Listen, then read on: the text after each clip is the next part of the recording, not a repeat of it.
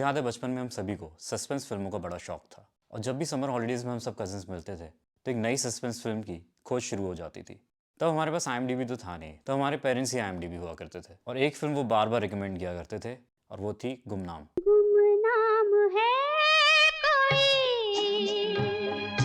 बदनाम है कोई। मुझे याद है गुमनाम की कहानी बड़ी इंटरेस्टिंग थी। कुछ लोगों का ग्रुप एक आइलैंड पर फंस जाता है। ये सभी स्ट्रेंजर्स हैं, यहाँ से वापस जाने का उनके पास कोई रास्ता नहीं है और अचानक ही एक एक कर उनके ग्रुप के सदस्यों का मर्डर होना शुरू हो जाता है और कातिल उनमें से ही कोई एक है। जब मैंने ये फिल्म पहली बार देखी थी तो मुझे वही लगा जो कोई भी अच्छी फिल्म देखने के बाद किसी को भी लगता है, पक्का इसे किसी हॉलीवुड फिल्म से ही चुराया होगा। और मैं कई सालों तक इसकी ओरिजिनल फिल्म ढूंढता रहा। फाइनली ये तलाश खत्म हुई पर एक किताबों की लाइब्रेरी में। मेरी मॉम ने एक्चुअली मुझे अगाथा क्रिस्टी की बुक्स से इंट्रोड्यूस करवाया और उस दिन से आज तक मैं अगाथा क्रिस्टी की करीब 40 किताबें पढ़ चुका हूँ। और ये उस इंसान के लिए बहुत बड़ी बात है जो किसी सीरीज़ के 2 सीजन्स भी लगातार ना देख पाता हो।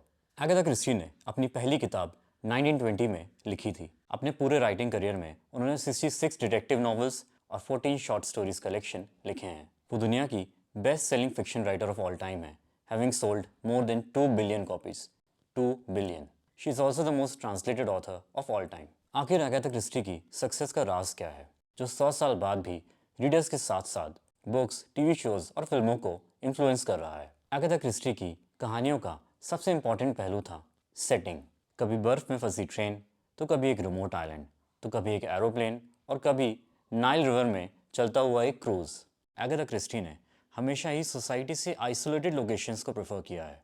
ये फॉर्मूला यूज़ कर क्रिस्टी पॉसिबल सस्पेक्ट्स को लिमिटेड कर देती थी। तो आपको किताब पढ़ते हुए ये पता चल जाता है कि इन 7-8 लोगों में से ही कोई कातिल होगा।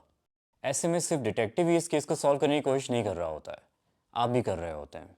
आपके पास सस्पेक्ट्स हैं, मोटिव हैं और बस अब आपको क्लूज ढूंढना है, जो कि क्रिस्टी ने किताब में जगह जगह पर छोड़े हुए हैं। पर इसमें क्रिस्टी की राइटिंग स्टाइल की तारीफ करनी होगी कि इन क्लूज को ढूंढना आसान नहीं है। आप सब कुछ सामने होते हुए भी पता नहीं लगा पाते कि आखिर कातिल कौन है। सस्पेक्ट्स को लिमिटेड और लोकेशन को आइसोलेट कर क्रिस्टी अपनी कहानियों में टेंशन बढ़ा देती थी। बहुत बार ये सस्पेक्ट्स स्ट्रेंजर्स होते थे जिसकी वजह से कोई भी एक दूसरे पर विश्वास नहीं कर सकता था। ये कहानी के थ्रिलर एलिमेंट को और भी बढ़ा देता था।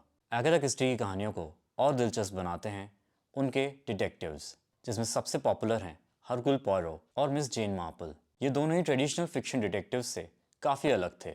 जहाँ पॉयरो एक छोटे कद के बेल्जियन रिटायर्ड पुलिस ऑफिसर थे जो कि अपनी बड़ी बड़ी मूंछों के लिए जाने जाते थे, वहीं जेन मार्पल एक ओल्ड लेडी हैं जो अपनी इंटेलिजेंस और ऑब्जर्वेशन स्किल्स से ह्यूमन नेचर को पहचान कर उलझे हुए केस सुलझा देती थी। पर अगाथा क्रिस्टी की किताबें सिर्फ अपने ट्विस्ट एंडिंग्स के लिए ही फेमस नहीं है।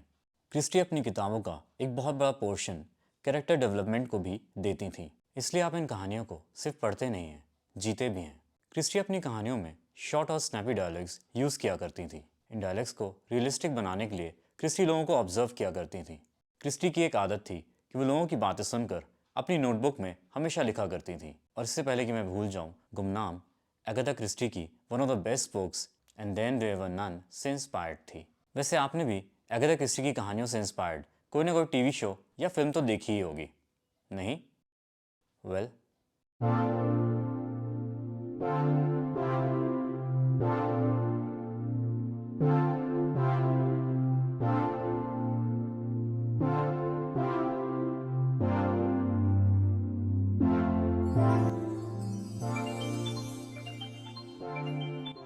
और अब एक बहुत ही बढ़िया बात यह है कि अब ये इसमें भी उपलब्ध है।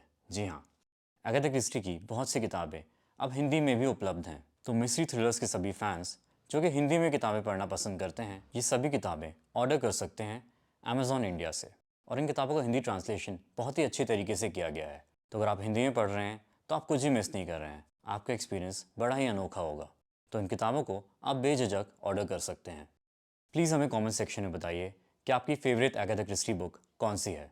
तो इंतज़ार किस बात का है, आपकी अगली अगाथा क्रिस्टी बुक सिर्फ एक क्लिक दूर है। एंड प्लीज़ हमें सब्सक्राइब करना मत भूलिएगा, क्योंकि अगले एपिसोड्स में हम जानेंगे कि मॉडर्न एज का शर्लॉक होम्स कौन है और उन इंटरेस्टिंग किताबों के बारे में जो कि real life Indian police officers ने लिखी हैं।